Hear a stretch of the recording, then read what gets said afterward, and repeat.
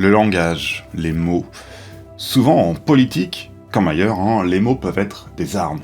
Des armes qui peuvent servir à légitimer, à approuver des personnes ou des actions, ou au contraire, à délégitimer, à diffamer, insulter ou à montrer une désapprobation. Et encore, bien sûr, aussi à désigner des amis ou des ennemis. Selon qui les utilise, les mots peuvent avoir pour objectif de clarifier, d'apporter une meilleure compréhension du monde et de ce qu'il s'y passe, et parfois au contraire, inconsciemment ou non, stratégiquement ou non, ils peuvent obscurcir, rendre confus, déstabiliser la discussion et finalement cette compréhension du monde. Alors tout cela dépend bien sûr du sens que l'on donne à un mot, un sens qui varie dans l'histoire et qui n'est jamais définitivement fixé, d'autant plus que ce sens dépend aussi de qui l'utilise, dans quel contexte et dans quelle visée. En 1879, Wilhelm Marr, un journaliste allemand, fonde la Ligue antisémite. Il popularise ainsi un terme qu'il forge pour rationaliser et donner un vernis scientifique à son opposition à l'émancipation des Juifs et à leur égalité juridique. Presque un siècle et demi plus tard, le mot existe encore, et comme beaucoup de mots en politique, il recouvre bon nombre d'usages, et certains sont cohérents et d'autres moins. À la fin du XIXe siècle, et pendant de longues décennies, le mot antisémitisme ou antisémite a pu servir d'étendard d'une haine assumée, avant de recouvrir une dimension péjorative, désignant ce qu'il fallait combattre et défaire. Antisémite, donc antisémitisme, quelle définition donner à ce mot? Un mot souvent piégeux, comme tant d'autres, qui peut tout autant être analysé pour clarifier et dénoncer de manière légitime des actes, des idées ou des personnes, que servir comme une arme diffamante en détournant son usage, en déformant son histoire. Un exemple parmi tant d'autres. En octobre 2025, la ministre de l'Égalité des Chances du gouvernement Meloni a critiqué l'organisation des voyages scolaires à Auschwitz, qui selon elle servirait à associer de manière injuste l'antisémitisme à l'extrême droite. Alors ce jugement peut bien sûr paraître surprenant, mais d'une certaine manière il peut se comprendre contextuellement par l'évolution d'un mot et de ses usages qui subit, comme l'indique le sous-titre du livre qui nous intéresse aujourd'hui, de nombreuses métamorphoses et controverses. Son titre en français, Antisémitisme. Son auteur, l'historien anglais Mark Mazower, qui fait paraître cet ouvrage en même temps en anglais, avec un titre sans doute plus parlant, Antisemitism, A Word in History. Un mot dans l'histoire donc, jamais figé, mais dont l'étude socio-historique justement peut permettre de clarifier le plus possible, alors que ses usages douteux, révisionnistes ou diffamants peuvent empêcher de mieux combattre ce à quoi il renvoie en principe. Où l'on parlera forcément aussi d'autres termes parfois sulfureux, sionisme et antisionisme, parce que les éléphants étaient là dans la pièce depuis le début, forcément. Alors le but de cet épisode n'est pas de proposer une présentation exhaustive et parfaitement neutre du sujet, mais d'exposer les grandes lignes du livre de Mazower dans la perspective socio-historique qui est la sienne et qui correspond, ça tombe bien, à la ligne éditoriale de la chaîne. Il pourrait y avoir tellement de choses à dire, bien sûr, sans parler de l'actualité. Allez, bienvenue sur Politicon, une émission pour tenter de mieux comprendre notre monde dans son versant politique et social, à travers les théories en sciences humaines et en philosophie, les pratiques, les auteurs et autrices, les doctrines et les pensées d'hier et d'aujourd'hui. Vous pouvez soutenir ce projet sur Patreon, Tipeee ou Ulule si ça vous dit, et l'émission est disponible sur YouTube et sur toutes les plateformes de podcast. N'hésitez pas à vous y abonner pour pouvoir l'écouter partout où vous voulez.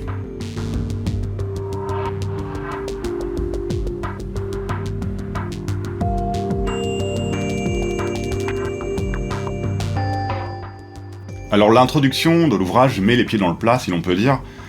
Le mot antisémitisme a longtemps servi, sans contestation et ambiguïté, à désigner une vision haineuse, celle de l'extrême droite, et elle-même se revendiquait du terme, à travers des théories du complot, des pamphlets, et avec le nazisme, avec une entreprise génocidaire. Mais après la Seconde Guerre mondiale et la création de l'État d'Israël, le terme a peu à peu changé. La critique même de l'État d'Israël a commencé dans la seconde moitié du XXe siècle et encore aujourd'hui, de manière plus frappante encore, à être considérée comme relevant de l'antisémitisme. Ainsi, la question du sionisme et de son envers l'antisionisme, eux-mêmes des mots sans définition parfaitement fixe et servant souvent d'armes politiques, sont entrés en jeu. Comment comprendre l'évolution de ces termes, et particulièrement de celui d'antisémitisme? Ce mot qu'on entend si souvent dans des contextes si différents, qui est sujet à de nombreux débats, D'autant plus que son étymologie est trompeuse, puisque sémite renvoie à une population bien plus large que celle des seuls juifs.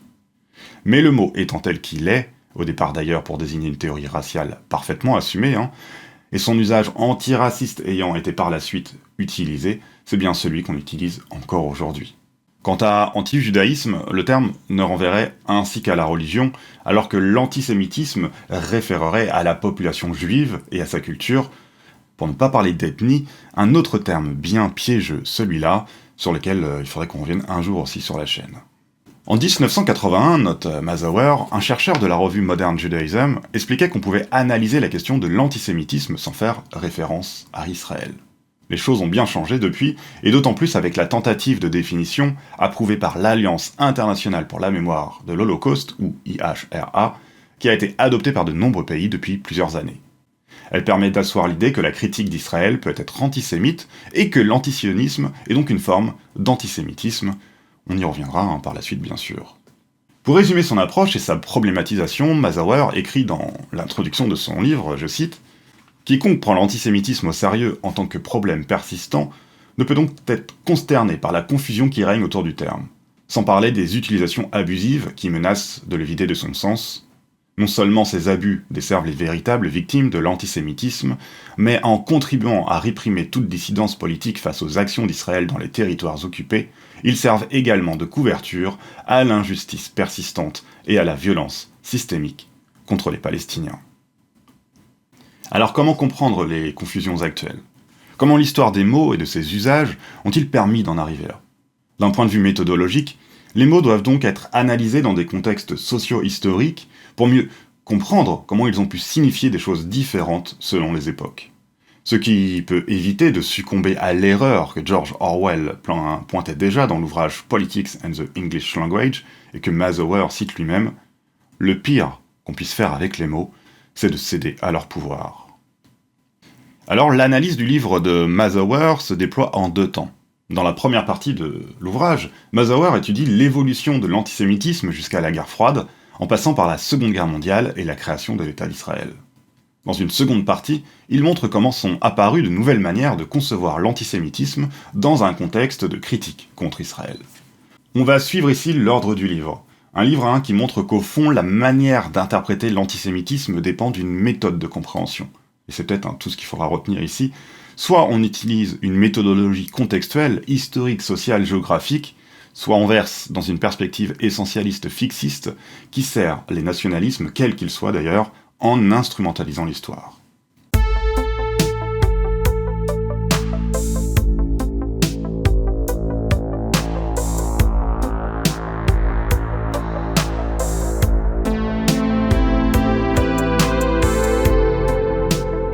Au milieu du XIXe siècle européen, c'est l'essor des nationalismes qui se présente, pour définir le mot au minimum, à travers la revendication pour un peuple, une nation, d'avoir un État souverain. À la même époque, au sein des pays européens, se poursuit une poussée d'égalité politique et juridique pour les juifs, alors qu'ils et elles vivent encore parfois dans des ghettos. Ce mouvement d'émancipation ne va pas sans critique. Des progrès et des retours en arrière sont conjointement menés en Europe, selon parfois les réactions de l'opinion générale et des élites. Des violences anti-juives surviennent un peu partout contre l'idée que les juifs puissent devenir des égaux de droit. La revendication des droits de l'homme et de l'égalité se heurte alors à l'idée nationale d'une homogénéisation des cultures et des modes de vie. La population juive paraît dans bon nombre d'esprits de l'époque comme encore trop étrangère. L'émancipation des juifs implique donc aussi pour beaucoup leur assimilation. Mais pour bien d'autres, il faut refuser toute assimilation ou émancipation. La question juive, comme on l'appelle alors, doit trouver une réponse qui se forge dans un nouveau mot, antisémitisme. En tant que mouvement revendiqué comme tel, il s'agit de viser à, je cite Mazauer, contenir, ralentir, voire inverser les progrès des campagnes d'émancipation. Alors pour ce faire, il n'est pas réellement besoin de se reposer sur des préjugés anti-juifs déjà bien répandus et partagés, que d'établir le caractère dangereux des juifs en tant que menace pour les Européens, que ce soit au niveau social ou politique. Alors, dès lors, pour beaucoup, on peut utiliser deux évolutions historiques concomitantes, l'émancipation des juifs et l'essor du capitalisme. La figure du juif peut alors incarner l'abstraction des rapports monétaires et de la logique du profit qui avait transformé le monde. Les juifs sont ainsi caractérisés comme des apatrides, ayant soif de pouvoir, contrôlant l'argent, possédant des traits physiques et une essence biologique qui témoignent de la menace d'une dégénérescence physique. Alors que le racisme dit scientifique domine, l'antisémitisme tel qu'il se construit s'élabore autour d'une vision de l'histoire complotiste qui culmine avec la parution et la diffusion massive des protocoles des sages de Sion en 1903. Toutefois, les antisémites, autoproclamés de la Ligue antisémite, et d'autres groupes ne rencontrent guère de succès sur le plan politique électoral. Mais leurs idées sont débattues, rejetées et souvent approuvées. L'hostilité contre les juifs perdure, et sa rationalisation complotiste irrigue, entre autres, l'affaire Dreyfus en France. D'un autre côté, sans théorisation haineuse, intellectuelle, les préjugés perdurent également et participent à produire des massacres, les pogroms, comme à Kitchinev ou à Odessa. Alors que la Première Guerre mondiale n'a pas encore commencé, les droits civiques obtenus par les Juifs durant le XIXe siècle demeurent tout de même. Et dans l'Encyclopédie Britannica de 1910, le journaliste Lucian Wolff conclut son article sur l'antisémitisme par l'affirmation suivante : « Bien que l'antisémitisme ait été démasqué et discrédité, il est à craindre que son histoire ne soit pas encore terminée. » Alors la guerre survient en 1914, et quand elle se termine, le traité de Versailles, comme l'écrit Mazauer, marque un changement dans la façon d'envisager les relations entre majorité et minorité nationale. Le vieux modèle libéral d'émancipation du XIXe siècle reposait sur l'assimilation et l'égalité de traitement des individus indépendamment de leur religion. À partir de 1918, il cédait la place à un modèle nationaliste qui faisait de l'État-nation une priorité et garantissait les droits collectifs des minorités sur la base de l'ethnicité. Dans ce cadre, le sionisme comme idéologie nationaliste qui vise l'autodétermination du peuple juif au sein d'un État souverain trouve une opportunité avec la déclaration Balfour de 1917. Alors dans cette lettre au contour assez flou, le gouvernement britannique accepte l'idée d'un foyer national pour le peuple juif en Palestine. Le sionisme avait alors connu entre-temps un essor important, tout en étant critiqué au sein de certaines populations juives en Europe et dans le monde. Et bien sûr, l'antisémitisme comme mouvement politique a bien sûr participé à favoriser l'idée d'un État juif souverain. Et autour des années 1920, cet antisémitisme se développe encore, et un nouvel ennemi se fait jour, le judéo-bolchevisme, qui pourrait propager à travers complots et manœuvres politiques le socialisme à travers le monde. En Allemagne et ailleurs, l'antisémitisme se normalise et gagne en respectabilité. Et pour reprendre le titre d'un des chapitres du livre de Mazauer, entre 1933 et 1945, l'antisémitisme devient une puissance mondiale. Il ne s'agit plus alors d'aller contre l'émancipation, mais de promouvoir l'idée même qu'un monde sans juifs est possible. Ou tout du moins, d'une Europe débarrassée des juifs, une idée déjà débattue au XIXe siècle et qui avait donné, on l'a vu, son nom même au mot antisémitisme. En utilisant ce mot, antisémitisme, on faisait référence au fait que les sémites n'étaient pas européens et qu'il pouvait être légitime de penser que les juifs, entendus comme sémites, doivent retrouver leur patrie véritable en Palestine.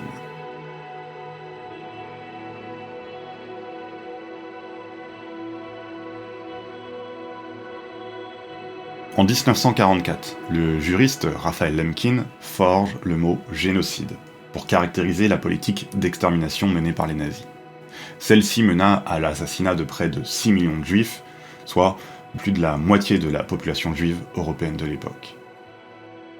Au sortir de la guerre, la lutte contre l'antisémitisme toutefois n'apparaît pas comme une priorité pour les puissances alliées, même si elle a bien sûr une importance du point de vue du respect du droit et du rétablissement de la démocratie en Europe. Le nazisme et l'antisémitisme, liés l'un et l'autre, discréditent les individus et groupes qui se réclament évidemment du second. Reste que les préjugés antisémites vont demeurer et qu'avec l'évolution de l'histoire, l'évolution des mots va aussi se jouer. Le dernier chapitre de la première partie du livre de Mazauer étudie donc l'antisémitisme après la Seconde Guerre mondiale, qui n'a pas pu être détruit évidemment par la victoire des Alliés et la chute du nazisme. L'antisémitisme politique est discrédité, mais il trouve de nouvelles voies dans le révisionnisme historique et dans le négationnisme. Et entre-temps, l'État d'Israël est né, et l'extrême droite antisémite européenne se divise alors sur le sujet. Existence à remettre en question d'un côté, et de l'autre solution idéale qui permet de préserver les préjugés, tout en soutenant qu'on n'est pas antisémite, puisqu'on souhaite que les juifs aient un État. Se dessinent ainsi les futures instrumentalisations.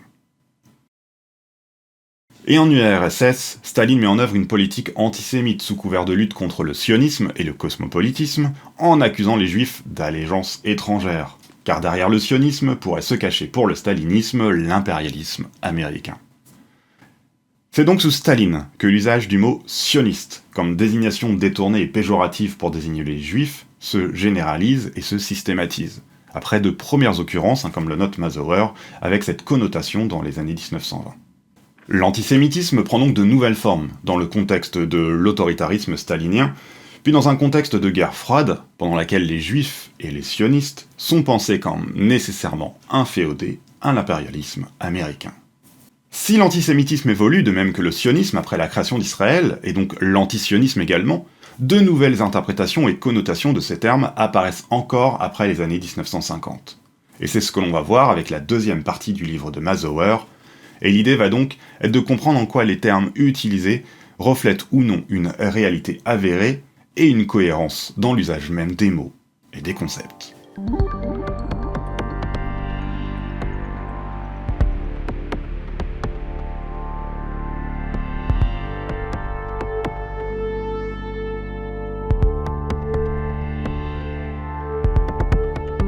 Alors, après la fin de la Seconde Guerre mondiale, deux changements majeurs se produisent. Les États-Unis sont devenus une superpuissance qui va s'affirmer de plus en plus avec la guerre froide, et sa communauté juive connaît également une expansion démographique, mais aussi un poids plus important dans la vie politique et intellectuelle. La population juive est à présent alors bien plus importante aux États-Unis qu'en Europe. Le deuxième changement, c'est bien sûr la création d'Israël et l'émergence, comme le souligne Mazauer, d'une question palestinienne. Durant la seconde moitié du XXe siècle, les États-Unis et Israël deviennent donc les deux plus grands foyers de population juive dans le monde. Alors aux États-Unis, les Juifs, contrairement à l'Europe, ont toujours bénéficié de l'égalité des droits, mais dans un contexte bien différent. Celui d'une citoyenneté hiérarchisée racialement entre les esclaves et leurs descendants et les autres habitants. Mais l'antisémitisme est toutefois élevé au début du XXe siècle, et un Henry Ford, parmi d'autres, s'évertue à diffuser le protocole des sages de Sion, et les préjugés envers les juifs restent vifs, y compris encore après 1945. Après ces années, la crainte d'un judéo-bolchevisme reste forte, et pousse certains juifs à se détacher de leur opinion de gauche, non nécessairement communiste par ailleurs. Dans les années 1950, l'antisémitisme se fait moins important aux États-Unis, et les préjugés envers les juifs sont de moins en moins tolérés, alors que les organisations juives luttent contre le racisme en général. À ce moment-là, ces organisations juives ne sont pas toutes d'accord sur la question du sionisme, mais celui-ci est tout de même de plus en plus défendu, essentiellement des années après la création d'Israël, avec lequel ces organisations entrent parfois en conflit intellectuel. Les débats portent notamment sur l'idée qu'Israël serait l'État du peuple juif en tant que tel, et non un État parmi d'autres. Les choses changent après la guerre de 6 jours de 1967. Le soutien à Israël devient alors plus important, et je cite Mazauer, « La majorité des juifs américains convergèrent bientôt dans leur adoption du sionisme, mais dans un sens nouveau et un peu différent de ce terme, qui dénotait maintenant simplement le fait de soutenir globalement Israël et de ressentir une affinité particulière avec ce pays. » De leur côté, au Moyen-Orient, les dirigeants israéliens, derrière l'idée souvent énoncée publiquement qu'il y aurait une volonté d'éliminer Israël parce que c'est un État juif, sont bien conscients qu'il s'agit essentiellement, avec la Palestine, de lutte de territoire et de souveraineté. Les Arabes sont pensés comme des nazis dans les discours de Ben Gourion, mais en privé, le premier ministre israélien parle bien de lutte nationaliste pour la terre. Et l'idée d'un antisémitisme arabe est donc utilisée de manière stratégique pour défendre Israël, sans qu'on soit au fond convaincu de sa pertinence dans les facteurs de lutte, notamment bien sûr palestinienne. Et cet antisémitisme qui va finalement se structurer parfois dans les discours arabes, sont comme le nationalisme ou l'impérialisme des importations européennes. Cela se mêle avec la création de l'État d'Israël et la Nakba, qui voit le dépeuplement brutal causé par des massacres et des expulsions des Arabes de Palestine. Ce bouleversement entraîne un choc énorme à l'époque pour les Arabes, comme l'indique Mazauer, et introduit au Moyen-Orient les rhétoriques complotistes et antisémites. Et il ajoute, je cite, « Il faut donc bien comprendre qu'au moment même où une amère expérience historique rendait désormais tabou toute forme d'antisémitisme en Occident, dans les pays arabes où l'antisémitisme était relativement rare et où il n'y avait rien eu de tel que la Shoah, ce tabou n'existait pas. » Mais bien sûr, des intellectuels arabes comprennent très vite en quoi l'adoption du complotisme antisémite au Moyen-Orient peut constituer un piège pernicieux. Tout comme des intellectuels juifs et les dirigeants d'Israël, comme on l'a vu, savent bien que réduire la lutte palestinienne à de l'antisémitisme ne correspond pas à la réalité historique. Mais les concepts commencent déjà à s'imbriquer. Antisémitisme et antisionisme peuvent devenir alors des quasi-synonymes. Et des débats importants, entre autres, ont eu lieu dans les années 1970, d'ailleurs, sur le lien entre le racisme et le sionisme. En 1975, une résolution de l'ONU, qui a depuis été révoquée, dénonce les doctrines de supériorité raciale comme l'apartheid et le sionisme. Et à ce moment-là, certains tentent d'interpréter cette prise de décision internationale, et notamment tiers-mondiste, et on évoque le contexte de la guerre froide et le fait qu'Israël est vu comme une puissance occupante, au même titre que les États-Unis. Mais une autre cause est identifiée, celle de la montée d'un nouvel antisémitisme d'après le nom d'un ouvrage américain d'Arnold Foster et Benjamin Epstein, paru en 1974. Ce nouvel antisémitisme proviendrait, selon eux, de la gauche radicale majoritairement et d'un anti-impérialisme qui découlerait également de l'opposition à Israël. Et dans le même temps, l'idée qu'Israël sera toujours un État isolé au Moyen-Orient grandit. L'antisémitisme est alors pensé comme une haine spécifique qui a été toujours présente dans l'histoire mondiale et qui le sera toujours. Pour les historiens dits de l'école de Jérusalem, c'est une sorte de point fixe historique, invariable, qui renvoie à une haine éternelle d'Israël qui serait presque de nature théologique. Dans l'histoire humaine, les Juifs ont toujours été haïs, et durant la seconde moitié du XXe siècle, cette haine prendrait alors la forme, finalement, de l'antisionisme. Dans cette vision des choses, Israël se conçoit à travers un pur ethno-nationalisme qui dénote avec la vision laïcisée d'un Ben Gourion par exemple. Où l'on voit donc qu'il y a plusieurs acceptions du sionisme qui ont cours et qui se confrontent politiquement, y compris en Israël. Et la version ethno-nationaliste finira par l'emporter véritablement à la fin du XXe siècle avec les premières victoires électorales de Benjamin Netanyahou. Alors, à travers cet ensemble de facteurs, l'antisionisme pouvait être interprété sans surprendre comme une forme d'antisémitisme. Et la critique d'Israël étant vue comme une critique du peuple juif, là où auparavant, l'écrit Mazauer, je cite, « Traditionnellement, on pouvait à la fois être juif, être fidèle à son pays de naissance et conserver sa liberté d'opinion sur Israël, que ce soit dans un sens positif, négatif ou neutre, comme sur tout autre État. L'allégeance politique des juifs n'était pas définie par l'ethnicité ou la religion, tel était l'axiome qui constituait le fondement même de l'émancipation. » Ainsi donc, depuis plus d'une vingtaine d'années, le lien entre antisionisme et antisémitisme est devenu plus fort au niveau international et s'est peu à peu institutionnalisé à travers plusieurs instances et organisations, notamment américaines. Alors, pour ne pas densifier davantage cet épisode déjà bien épineux, il reste à parler de la définition de l'antisémitisme proposée par l'IHRA et comment celle-ci sert de justification et de légitimation à la confusion entre antisionisme et antisémitisme. Celle-ci définit l'antisémitisme de la manière suivante, comme, je cite, « une certaine perception des Juifs qui peut se manifester par une haine à leurs égards. Les manifestations rhétoriques et physiques de l'antisémitisme visent des individus juifs ou non, et ou des biens, des institutions communautaires et des lieux de culte. » Et dans les exemples, on trouve l'affirmation qu'appliquer un traitement inégalitaire à Israël peut être antisémite vis-à-vis d'autres États qu'on dit également démocratiques. Alors, autre définition, celle de la déclaration de Jérusalem. Mais celle-ci propose des exemples clairs d'antisémitisme et distingue particulièrement celui-ci des critiques ou des mesures de boycott d'Israël qui peuvent être interprétées comme étant antisionistes sans donc être antisémites. Toutefois, ce n'est pas la déclaration de Jérusalem qui est défendue au niveau international, mais bien la définition de l'IHRA que son initiateur a fini lui-même par rejeter en raison de ses utilisations politiques abusives. Ainsi, comme l'écrit Mazauer, en adoptant la formule de l'IHRA, certains pays, notamment les États-Unis, se retrouvent désormais dans la position de dicter à leurs propres ressortissants ce qu'ils peuvent ou ne peuvent pas dire sur un autre pays.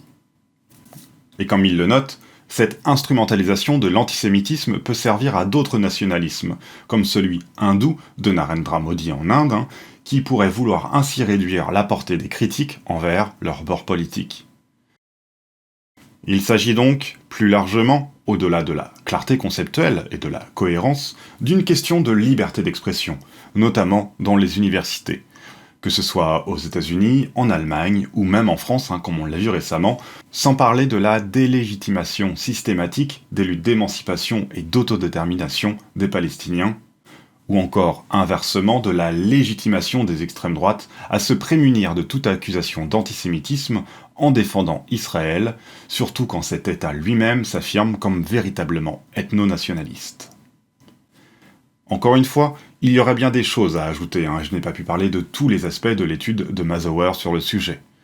Toutefois, on voit comment la prise en compte des contextes socio-historiques permet de comprendre les multiples sens que peuvent prendre les mots et comment ils peuvent servir diverses causes idéologiques avec plus ou moins de cohérence conceptuelle. Antisémitisme, métamorphose et controverse de Mark Mazauer, c'est aux éditions de la Découverte.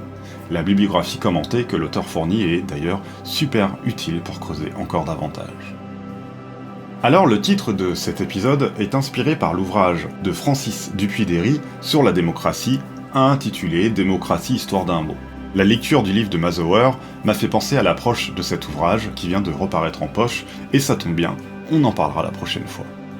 En attendant, n'hésitez pas à commenter avec tout plein de respect, à liker, à vous abonner, et j'ai moi-même 2 livres qui sont en librairie, dont le dernier 49 petites histoires politiques est paru il y a un peu plus d'un mois maintenant, et il paraît que ça ferait un super cadeau de Noël. Si ça vous dit, vous pouvez faire un don sur Tipeee, Ulule ou Patreon. On se retrouve donc la prochaine fois, et en attendant, comme d'habitude, portez-vous bien.